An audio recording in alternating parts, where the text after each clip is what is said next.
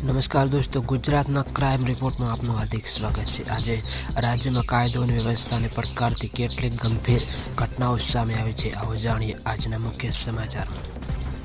આજની સૌથી મોટી કાર્યવાહી રાજ્યના દરિયા કિનારે જોવા મળી છે। એટીએસ અને સ્થાનિક પોલીસે સંયુક્ત ઓપરેશન હાથ ધરીને કચ્છના દરિયાઈ વિસ્તારમાંથી કરોડો રૂપિયાનું ડ્રગ્સ ઝડપી પાડ્યું છે। પ્રાથમિક વિગતો મુજબ આ ડ્રગ્સ વિદેશી સરહદથી ઘુસાડવામાં આવતું હતું। પોલીસે અત્યાર સુધીમાં 3 શંકાસ્પદ વ્યક્તિઓની અટકાયત કરી છે।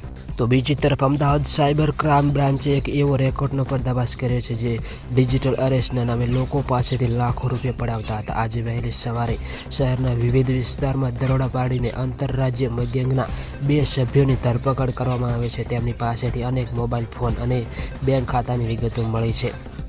તેના પછી સૌરાષ્ટ્રના રાજકોટમાં મોડી રાત્રે 2 જૂથો વચ્ચે હિંસક અથડામણ થઈ હોવાના સમાચાર છે। અંગત અદાવતમાં થયેલી આ બબાલમાં તીક્ષ્ણ હથિયારોનો ઉપયોગ કરવામાં આવ્યો હતો, જેમાં 2 વ્યક્તિઓ ગંભીર રીતે ઇજાગ્રસ્ત થયા છે। હાલ સમગ્ર વિસ્તારમાં પોલીસનો ચુસ્ત બંદોબસ્ત ગોઠવી દેવામાં આવ્યો છે અને સ્થિતિ નિયંત્રણમાં છે। પોલીસ આ તમામ મામલે ઊંડી તપાસ કરી રહી છે। આવી જ અવનવી અને સચોટ માહિતી માટે જોડાયેલા રહો અમારી સાથે।